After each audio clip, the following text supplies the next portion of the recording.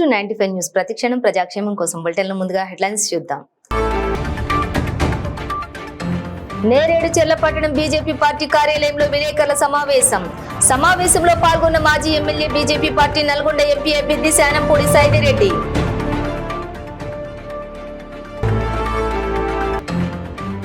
Task force పోలీసుల దాడులలో 57 కిలోల నకిలీ పత్తి విత్తనాలు పట్టివేత. వ్యవసాయ అధికారి మిథున్ చక్రవర్తి పంచనామా అనంతరం కేసులు నమోదు. బీఆర్ఎస్ పాలనలో మున్సిపాలిటీ అభివృద్ధి మాటున జరిగిన అవినీతి పరిపాలన వెలికి తీస్తాం. వ్యక్తిగత దూషణలు మానుకోవాలన్న కాంగ్రెస్ పార్టీ పట్టణ అధ్యక్షులు చీర్ల చందర్. నేరేడు చెర్ల మండలం కందులవారిగూడెంలోని చోటు చేసుకున్న దారుణం. పైసలిస్తేనే తల్లికి తలకొరి పెడతానంటూ మారం చేసిన కొడుకు. డీటెయిల్స్ చూస్తే నేరేడు చెర్ల పట్టణంలోని బీజేపీ పార్టీ కార్యాలయంలో విలేకరుల సమావేశం నిర్వహించారు. ఈ సమావేశంలోని మాజీ MLA BJP party Nalgonda MP అభ్యర్థి శానంపూడి సైదిరెడ్డి పాల్గొన్నారు. ఆయనతో పాటు మండల పార్టీ నాయకులు కార్యకర్తలు పాల్గొన్నారు. ఈ సందర్భంగా శానంపూడి సమావేశంలోని మాట్లాడారు. బీజేపీ పార్టీ దేశంలో అత్యధిక స్థానాలు గెలిచి అధికారం ప్రభుత్వాన్ని ఏర్పాటు చేస్తుందని అన్నారు. ఈ రోజు 5,000 6,000 అమ్ముతా ఉంది. చింత్రియాలలో మట్టపల్లిలో అధికారికంగా రిగ్గులు పెట్టి టిప్పర్లు జేసీబీలతోటి డైరెక్ట్గా తీసుకుపోతున్న ఈ యంత్రాంగం రెవెన్యూ కానీ పోలీస్ కానీ కళ్ళు మూసుకొని వాళ్ళకి సపోర్ట్ చేస్తూ ఉన్నారు. దాంతోపాటు ఎన్ని కంప్లైంట్లు ఇచ్చినా పట్టించుకునే నాదుడు లేడు. కంప్లైంట్ ఇచ్చేదానికి ఇవ్వనిచ్చే పరిస్థితి లేదు. ఒక్కొక్కరిని బెదిరించే విధంగా వేరే పార్టీ కండ పోకూడదంటే వాళ్ళని పోలీస్ స్టేషన్ పిలిపియటం, బెదిరియటం. మీరు ఇంకా తిరుగుతురాటు, మీరు ఇటు తిరిగితే ఊకోము, లేకపోతే మీ మీద రౌడీ షీట్లు పెడతాం, రౌడీ షీట్లు ఉన్నాయి, కౌన్సిలింగ్ అని పిలిపియటం, అరాచకాలు చేస్తూ ఉన్నారు పోలీసులు. మీ ఇష్టం, మేము ఇంకా రోడ్డు మీదకి వస్తాం రేపటి నుంచి. మేమేదో దడిసి రాజకీయం చేయట్లేదు. ఎవరికి చిన్న ప్రాబ్లం ఉన్నా ఆడికి అర్ధరాత్రి అయినా మేము వాళ్తాం గ్యారెంటీగా, దాంట్లో అనుమానం లేదు. మీరు ఏమాత్రం కేసులు పెడతారో, మీరు ఏమాత్రం గొడవలు చేస్తారో, అరాచకాలు చేస్తారో మీ ఇష్టం చేయండి. కానీ ఇక్కడ ఒక్క అవినీతి పని కూడా జరగనియదు. రేపు అదే చెప్తా ఉన్నాం మా కార్యకర్తలకైనా నాయకులకైనా, మీరు మీ దగ్గర ఏ అవినీతి జరిగినా అడ్డం పడండి, మనం వద్దాం. ఎందుకంటే ఇది రాష్ట్రం అంటే ఎన్నికలు ఓటేసినది అంత మాత్రం రాష్ట్రం రాసిచ్చినట్టు కాదు, మీ సంపాదన కోసం రాష్ట్రాన్ని ఇచ్చినట్టు కాదు. ఈరోజు ప్రతి విషయంలో మీరు పెట్టండి, మీ దగ్గరకు వచ్చి వాళ్తాం, దాంట్లో అనుమానం లేదు. మీతో పాటు ప్రతి కేసులకి లాయర్లను పంపిస్తాం. మీరు దేనికి భయపడి లొంగిపోవాల్సిన అవసరం లేదని నాయకులకు అందరికీ కూడా తెలియజేస్తా ఉన్నా. ఎవరు కూడా భయపడాల్సిన అవసరం లేదు. ఇలా భయపెట్టి పార్టీలు చేర్చుకున్నా, మీరు ఏం చేసుకున్నా ప్రజలందరికీ తెలుసు ఈడ ఎట్లయింది, ఇప్పటిదాకా ఏ రకంగా జరిగింది.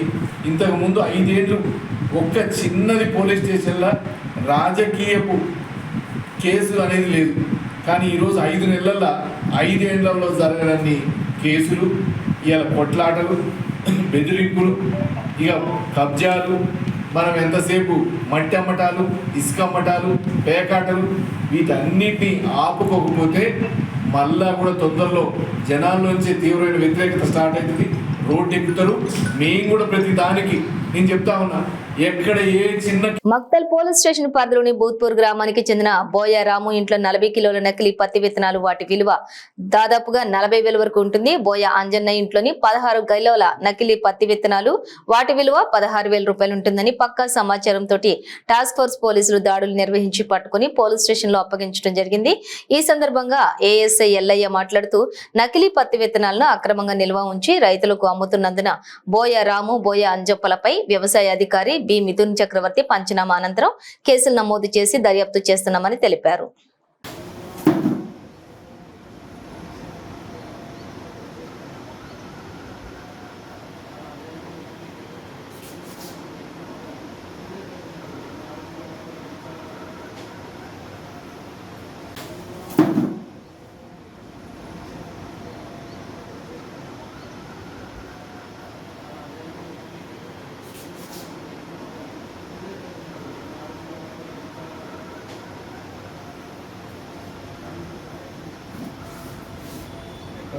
వ్యక్తిగత దూషణలు మానుకుని విధానపరంగా సలహాలు ఇవ్వాలని కాంగ్రెస్ పార్టీ పట్టణ అధ్యక్షులు చీర్ల చందర్ హితవు పలికారు. వనపర్తి జిల్లా కేంద్రంలోని ఎమ్మెల్యే తుడి మేఘారెడ్డి నివాసం ఏర్పాటు చేసిన మీడియా సమావేశంలోని కాంగ్రెస్ పార్టీ పట్టణ అధ్యక్షులు చీర్ల చందర్, కాంగ్రెస్ పార్టీ నియోజకవర్గం సమన్వయకర్త లక్కాకుల సతీష్, మున్సిపల్ చైర్మన్ పుట్టపాక మహేష్ మాట్లాడుతూ సుమారుగా 10 సంవత్సరాలు పరిపాలించిన బీఆర్ఎస్ పార్టీ రైతులకు రుణమాఫీ ఎందుకు చేయలేదని ప్రశ్నించారు. కాంగ్రెస్ ప్రభుత్వం రైతులకు ఇచ్చినటువంటి 6 గ్యారెంటీలలో వడ్లు మద్దతు ధర, బోనస్ కు కట్టుబడి కూడా ఉందని స్పష్టం చేశారు. బీఆర్ఎస్ ప్రభుత్వం అనవసర రాద్ధాంతం చేస్తూ ప్రజలను తప్పుదోవ పట్టించే ప్రయత్నం చేస్తుందని విమర్శించారు. ప్రతిపక్షం హోదాలో ఉంటూ కూడా ప్రభుత్వంకు విధానపరంగా సలహాలు ఇవ్వాలే తప్ప గత వ్యక్తిగత దూషణ చేయడం సబబు కాదన్నారు. ఎన్నికల ప్రవర్తన నియమావళి అమలులో ఉన్నందున గ్యారెంటీలు అమలుకు నోచుకోలేదని, జూన్ 6వ తేదీ తర్వాత ఎన్నికలలో ప్రజలకు ఇచ్చిన గ్యారెంటీలన్నింటినీ అమలు చేసి తీరుతామన్నారు. ఈ కార్యక్రమంలోని కౌన్సిలర్స్ వెంకటేష్, నక్క, రాములు, సత్యం సాగర్, కాంగ్రెస్ పార్టీ పట్టణ ఓబీసీ అధ్యక్షులు Bombay Mannekonda, social media coordinator Venkatesh, Arif, Vinod Goud తదితరులు పాల్గొన్నారు.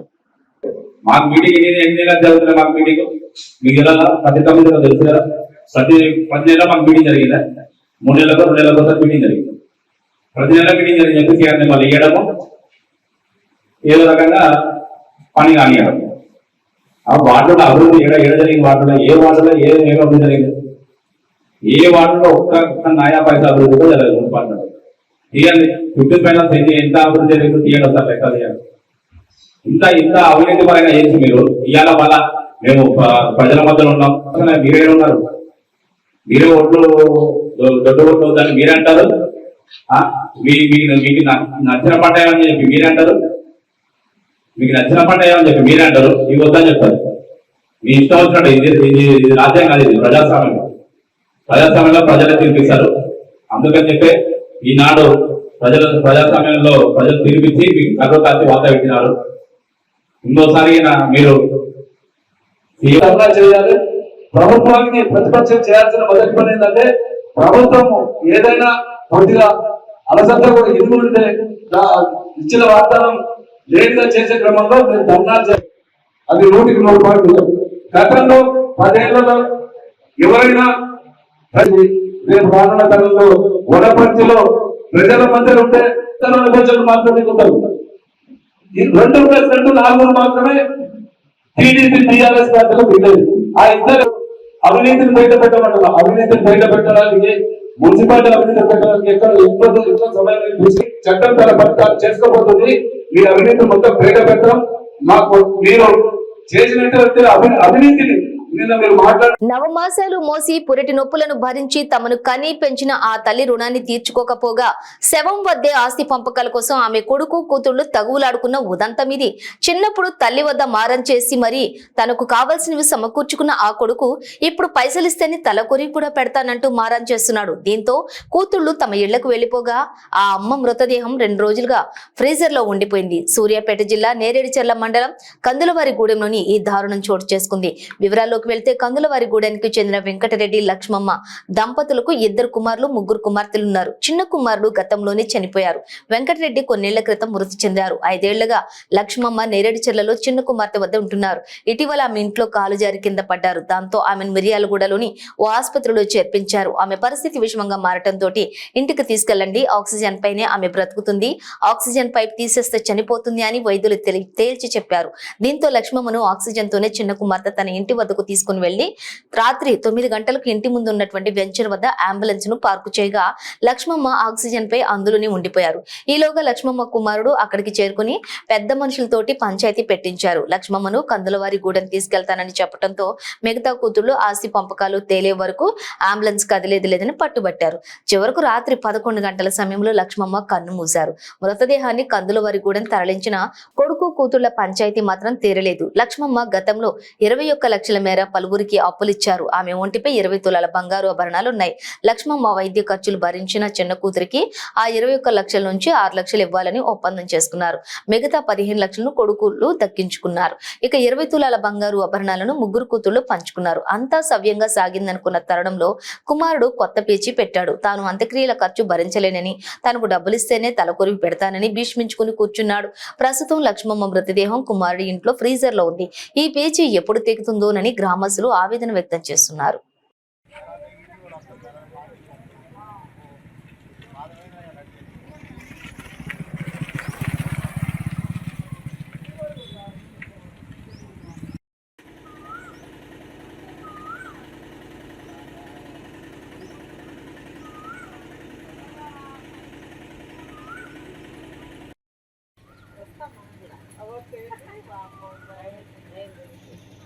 అన్నదే మీకు ధైర్యం ఉంటే నమ్ముతూ ఉండదు చెప్పాలి ఆడవాళ్ళు.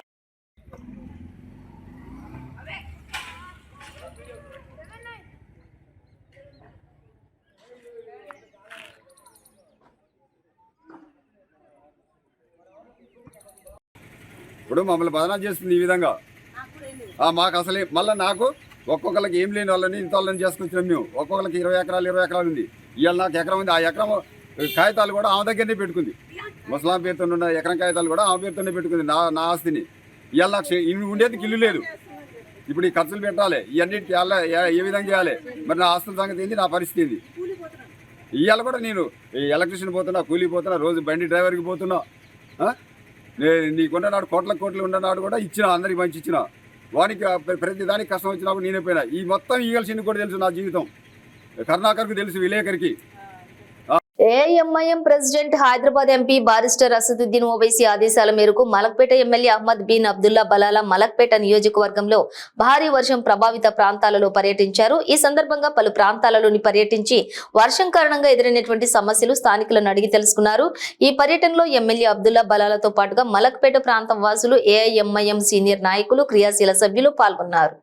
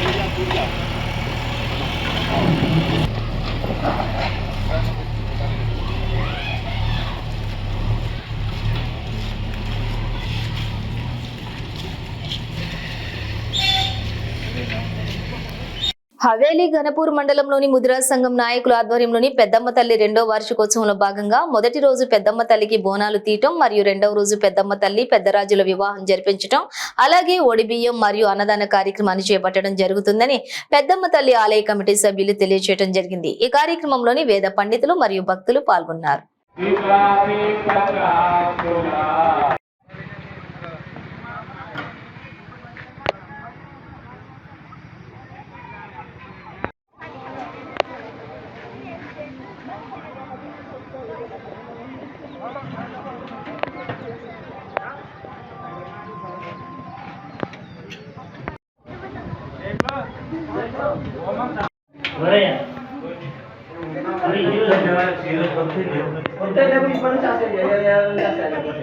బాలాపూర్ పోలీస్ స్టేషన్ పరిధిలోని 2 యువకులకు గంజాయి గ్యాంగ్ కత్తులతోటి దాడి చేశారు. ఇక మక్బూల్ సఫీ అనే 2 యువకులు ఫుట్బాల్ ఆడి వస్తూ ఉండగా రాయికల్ వద్ద కొంతమంది యువకులు గంజాయి మత్తులో 2పై కత్తులతో దాడి చేశారు.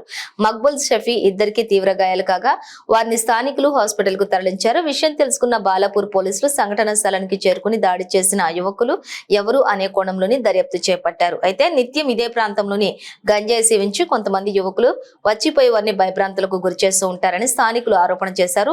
కేసు నమోదు చేసుకున్న బాలాపూర్ పోలీసులు దర్యాప్తు చేస్తున్నారు. ये मर्डर बोले तो अटेम्प्ट टू मर्डर किधर करे लोग? वहाँ पर 8 नंबर कैंप पे आने के टाइम पे वो बोले तो आप लोग कुछ जाति दुश्मनी थी क्या? कुछ भी नहीं थे गंजाडी लगा और 2-3 इंडियन बच्चे जम्मू से आए सो नया लोग है। ये लोग जम्मू में हमला करके हैदराबाद में आया। हम लोग हैदराबाद में 2012 से है। अब ऐसा बोल रहे किसी से लड़ा झगड़ा नहीं है। इंडिया में जैसा कि रूल है ऐसा कानून के हिसाब से हम लोग 2012 से किसी से लड़ा झगड़ा नहीं करे। ये लोग जम्मू से आके हमला उधर करके फिर इधर हैदराबाद के आके हमारा छोटे भाई को हम लोग 5 भाई है, 1 भाई घर में नहीं था। हम लोग 5 भाई है, 1 भाई घर में नहीं था। ये भाई को मार के उधर तालाब में गिरा दिया और एक बच्चा देख के हमारा वो बच्चा पकड़ा गया, उसमें से एक बच्चा पकड़ा गया। उन्हें बोल रहा नेक्स्ट टाइम भी मारता हूँ, निकल के भी मारता हूँ। मैं मारा और कोई भी नहीं मारा, निकल के भी मारता हूँ। हालांकि 3-4 जने अभी BS में कंप्लेंट करने गया। उन्हें क्या बोल रहे हैं, आगे अगर हमारा को यहाँ से निकल दिया तो जान से मार देता हूँ, मेरे को BS जेल में भिजा दो, नहीं तो यहाँ से निकल दिया तो जान से मार देता हूँ। उन्होंने वो बात बोल रहे हैं इंसाफ। अरे बोल रहे भाई जलपल्ली की तरफ ये गांजाड़ियों की वजह से ऐसा, और हम लोग रात में बाहर भी नहीं निकल सक रहे। अब हमारे भाई को, हमारे बच्चा है, हमारे 2-3 बच्चे इंडियन लोगों के साथ फिर के वो गांजा के साथ फिर के खराब हो गया। अब वो इसको मारने के लिए जो चाकू दिया वो भी इंडियन एक बच्चा दिया करके, और उसको चाकू मार उसको पूरा वो कर दिया, इसको पूरा इतने यहाँ पर वो जो हॉस्पिटल का बिल है वो अफोर्ड नहीं कर सक रहे, इसलिए अपना उस्मानिया लेके जा रहे हैं। अभी हॉस्पिटल से बाहर निकाल दिया हम लोग। अभी कितना पेमेंट हुआ? तकरीबन 10 से 12 हज़ार तक हुआ। ప్రతి సంవత్సరం మిర్జా రఫీక్ బేగ్ హైదరాబాద్ లోని వేసవి ఎగ్జిబిషన్ నిర్వహిస్తారు. అదే విధంగా ఈ సంవత్సరం కూడా మిర్జా రఫీక్ బేగ్ ఎగ్జిబిషన్ కోసం ఐమాక్స్ ప్రసాద్ థియేటర్ కి ఆనుకుని ఉన్నటువంటి గ్రౌండ్ ను తీసుకున్నారు. గ్రౌండ్ అనుమతి కోసం 64 లక్షలు చెల్లించి అన్ని అనుమతులు కూడా తీసుకున్నారు. కానీ సెంట్రల్ జోన్ ట్రాఫిక్ పోలీసులు ఈ అనుమతిని ఇవ్వలేదు. ఎందుకంటే నిబంధనల ప్రకారం 40% పార్కింగ్ కోసం స్థలం కేటాయించబడింది అన్నారు. ఈ ఎగ్జిబిషన్ లో భారతదేశం నలుమూలల నుండి కూడా స్టాళ్లు, హోల్డర్లు చాలా పెట్టుబడులు పెట్టారు. అయితే ఎగ్జిబిషన్ చాలా కాలం నుండి తెరవబడలేదు. ఎగ్జిబిషన్ నిర్వాహకుడు మిర్జా రఫీక్ బేగ్ ప్రెస్ మీట్ పెట్టి మరి అనుమతి ఇవ్వాలని చెప్పి ముఖ్యమంత్రి రేవంత్ రెడ్డి మరియు ఇతరులకు విజ్ఞప్తి చేశారు.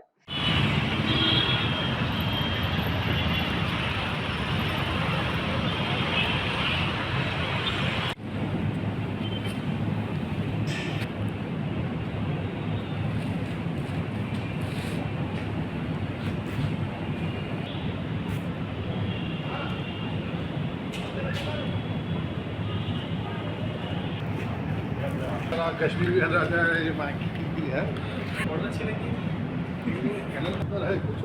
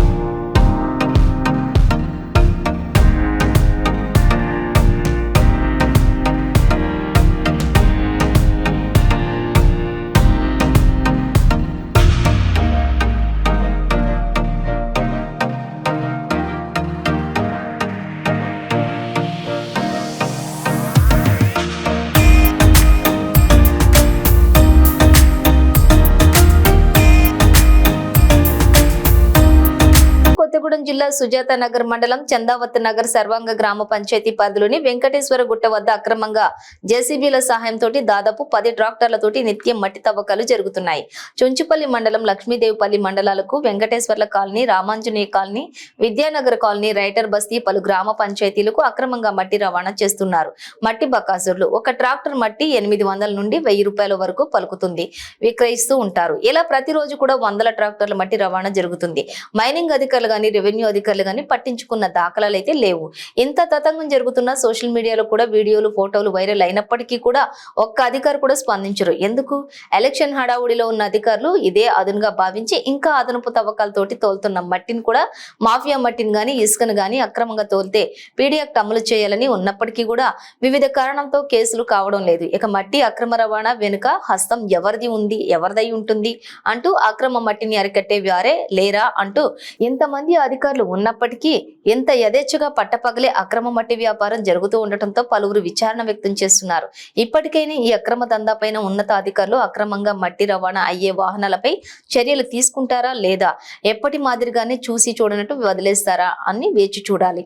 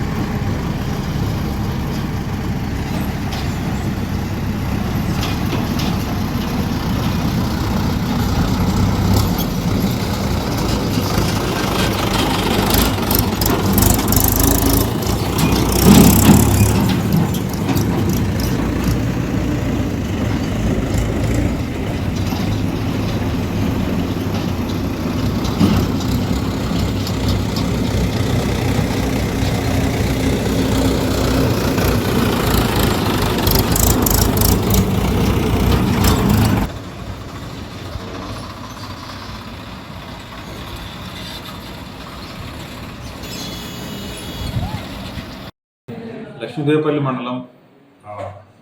మండలంలో కార్కొండ రామవరం గ్రామానికి సంబంధించి కొంత ఇల్లీగల్గా మట్టి తోలడం కానీ లేకపోతే వేరే రకమైనటువంటి చికం భూముల్లో కానీ మట్టి తోలకాలు జరుగుతున్నట్టు మా దృష్టికి వచ్చింది. మేము 2-3 సార్లు పూర్తి విశ్వసనీయ సమాచారం మేరకు, కొంతమంది ఇచ్చిన సమాచారం మేరకు, పార్టీకులు ఇచ్చినటువంటి కొంత విశ్వసనీయ సమాచారం మేరకు మేము ఫీల్డ్కి వెళ్ళినప్పుడు అక్కడ ఎటువంటి వెహికల్స్ మాకు తారసపడలేదు. దీనిపై సంబంధిత పోలీస్ శాఖ వారికి కూడా మేము లెటర్ ద్వారా తెలియజేయడం జరిగింది. త్వరలో తప్పకుండా మేము వీరి మీద ఇరు శాఖలు సంయుక్తంగా కలిసి తప్పకుండా వీరిని పట్టుకొని కంపల్సరీగా మేము కేసు తప్పకుండా నమోదు చేస్తాం. ముందు కూడా ఎవరైతే ఇట్లా ఇల్లీగల్గా మనకి ట్రాన్స్పోర్ట్ చేస్తున్నటువంటి వ్యక్తులు ఎవరైతే ఉన్నారో వాళ్ళ మీద కఠిన చర్యలు మాత్రం తప్పకుండా తీసుకోవడం జరుగుతుంది. Thank you. Bhadradri Kothagudem municipality Gajula Rajyam Basti area 24వ ward స్థానిక ప్రజలను పట్టించుకోకుండా ఇష్టానుసారంగా కౌన్సిలర్లు పనులను చేపడుతూ ఉండడం, ముందుగా ఈ విధంగా చేయటం వలన రాబోయే రోజుల్లో కూడా మా ఇళ్లను కూడా కోల్పోయే పరిస్థితి వస్తుందని ఆయన దానిని పట్టించుకోకుండా వారి ఇష్టానుసారంగా కూడా నిర్వహిస్తున్నారని వార్డులోని ప్రజలు ఆరోపిస్తున్నారు. కొత్తగూడెం మున్సిపాలిటీ వార్డులోని రాజుల రాజ్యం బస్తీలోని 24వ వార్డులోని మినీ వాటర్ స్కీమ్ ద్వారా నీటిని అందించేందుకు స్థానిక కౌన్సిలర్ బోరును వెంచి దానికి సంబంధించినటువంటి రూమ్ కోసం కట్టుబడులు నిర్వహిస్తున్నారు. కానీ ఆ రూమ్ 4 దారులు కలిసే కూడలిలో ఉండటం ద్వారా మునుముందు రోజుల్లోని రోడ్డు విస్తరణ నిర్వహిస్తే కనుక మా ఇళ్లు కూడా కోల్పోయే పరిస్థితి ఉంటుందని స్థానిక ప్రజలు ఆరోపిస్తున్నారు. ఇంతకు ముందు రోడ్డు విస్తరణ క్రమంలో మా ఇళ్ల దగ్గర మార్కింగ్ చేసినటువంటి తొలగించే ప్రయత్నం చేశారు. ఆ రోడ్డు తాత్కాలికంగా ఆగటం జరిగింది. ఇప్పుడు నీటి సరఫరా కోసం మళ్లీ నిర్మించిన బోర్ కోసం ఈ రూమ్ ను విద్యుత్ సౌకర్యార్థం నిర్వహిస్తున్నారని కౌన్సిలర్ చెప్తున్నారు. ఈ రూమ్ కు మున్సిపాలిటీ వారు కూడా ఎటువంటి అనుమతులు ఇవ్వలేదని, కావాలని చెప్పి కూడా ఇక్కడ వార్డు కౌన్సిలర్లు రూములు నిర్వహించే ప్రయత్నం చేస్తున్నారని కూడా, భవిష్యత్తు కోసం ఆలోచించకుండా తాను ఎలాంటి పనులు చేయటం వల్ల స్థానిక ప్రజలు ఇబ్బందులు పడతారని అధికారులు స్పందించి ఈ రూమును తొలగించి మంచినీటి సౌకర్యానికి తగు జాగ్రత్తలు తీసుకోవాలని ప్రజలకు అందించవలసిందిగా ఇక్కడ ఉన్నటువంటి స్థానికులు కోరుతున్నారు.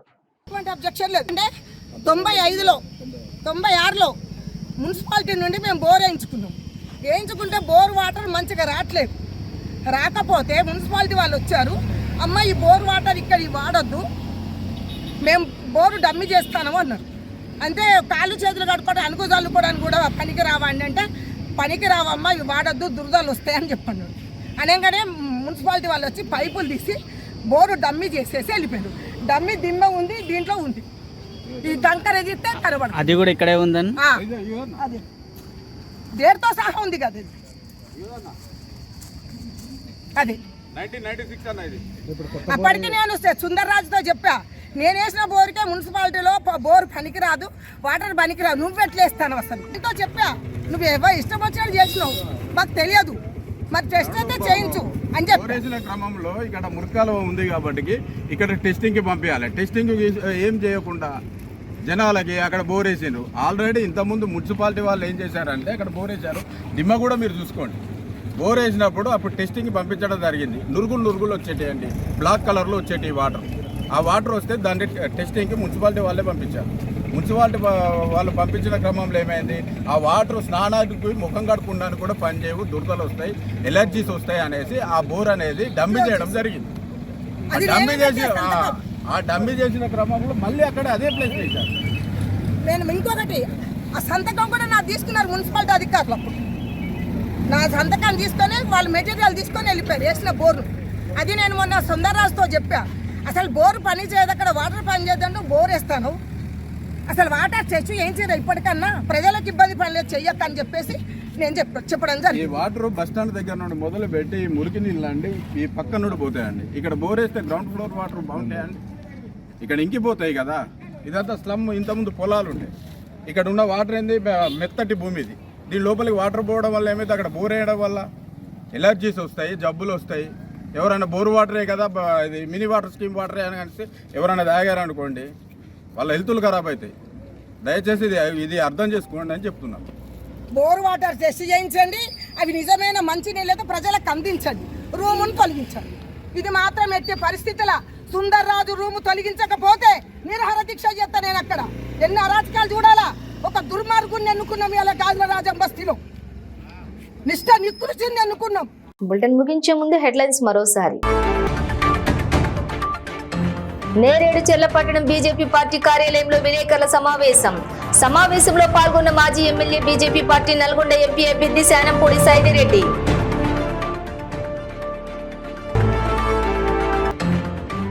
టాస్క్ ఫోర్స్ పోలీసుల దాడులలో 57 కిలోల నకిలీ పత్తి విత్తనాలు పట్టివేత. వ్యవసాయ అధికారి మిథున్ చక్రవర్తి పంచనామా అనంతరం కేసులు నమోదు.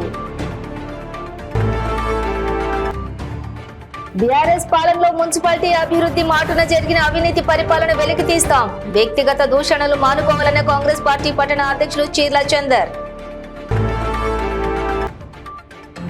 నేరేడు చెర్ల మండలం కందులవారిగూడెంలోని చోటు చేసుకున్న దారుణం.